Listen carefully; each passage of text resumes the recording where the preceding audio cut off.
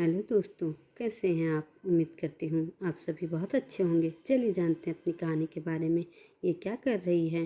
देखना नहीं मैडम, दोनों पैकेट मिला रही हूँ। मतलब क्या, दोनों मिलाकर खाने से स्वाद आता है। दांत देख अपने, सारे सड़ा रखे हैं। टूट गए तो एक दिन तो सबके टूटने हैं। आपके क्या बच जाएंगे? नहीं ना, टूट जाएंगे। चिंता मत करो, बचपन से ऐसे ही है। कह ही कर दांत फाड़ कर हंसने लगी। हंसती केवल मुंह से नहीं थी। दुबली पतली काया जब जोर से हंसती तो पूरा शरीर हिला डालती। अपना शरीर भी देख कैसा बना रखा है, जैसे हार्ड मांस का पिंजड़ा। लगती ही नहीं कि 6 बच्चों की माँ है।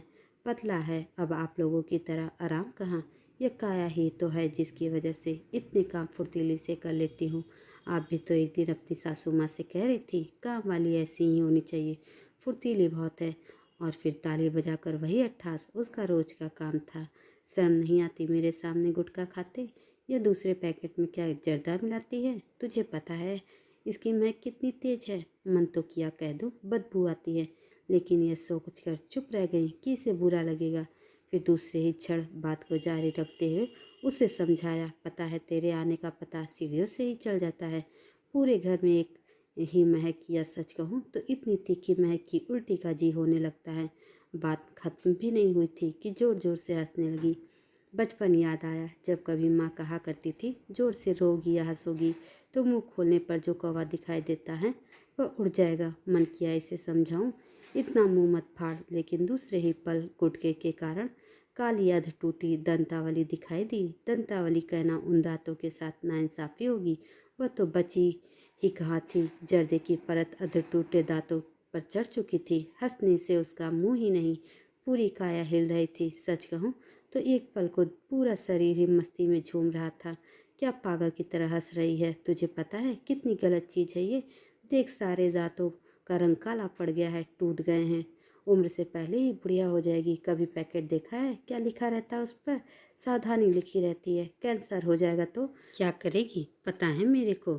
खाली पीली टाइम खोटी कर रही हो। ज्ञान मत दो मेरे को। 6 बेटी हैं मेरे, खूब ज्ञान देना जानती हूँ मैं। और ये जो आदत है ना, ये आप लोग ही डलवाए हैं। पहले एक बात बताओ, चलो मैं तो छोटेपन में इसे खा रही हूँ, आज तक तो कैंसर नहीं हुआ, लेकिन तुम लोग जो इतना शरीफ बनते हैं, ऐसी चीज़ के हाथ भी नहीं लगाते, फिर तुम लोगों को कैंसर क्यों होता है। मन ही मन हंसी आ रही थी और कहीं न कहीं उसकी बात सोचने को मजबूर भी कर रही थी। समझ रही थी कि वो क्या कहना चाहती है, कि किस्मत पर किसी का जोर नहीं है। तुझे ज़्यादा मुंह लगा लिया है, कोई बात समझना ही नहीं चाहती। ऐसे कह रही है जैसे हम तो जिद कर कर कहते हैं खा ही कर। हंसते हुए उसने कहा, हाँ तुम लोगों की वजह से ही खाता है हम लोग। छी छी बाबा, बर्तनों में इतना बदबू आता है। अच्छा, इतने धो धा कर बर्तन रखती हूँ, शर्म नहीं आती कुछ भी बोलती हैं। मतलब तुझे गुटखा खाना सीखने की जिम्मेदार मैं हूँ, अब समझ गई थी। भाभी गुस्से में बोल रही हैं, नाना भाभी, अब तो लोग बहुत साफ बर्तन रखते हैं, पहले जूठी प्लेट उसमें वो खाना लगा रहता था, तब से आदत पड़ गई। और बताओ मैडम, मुझे तो कोई बीमारी भी नहीं होने वाली। इतनी अच्छी किस्मत होती तो सब परेशानियों से निजात न मिल जाता। आपका पीछा नहीं छोड़ने वाली। कह वही परिचित सी हंसी पूरे कमरे में गूंज गई।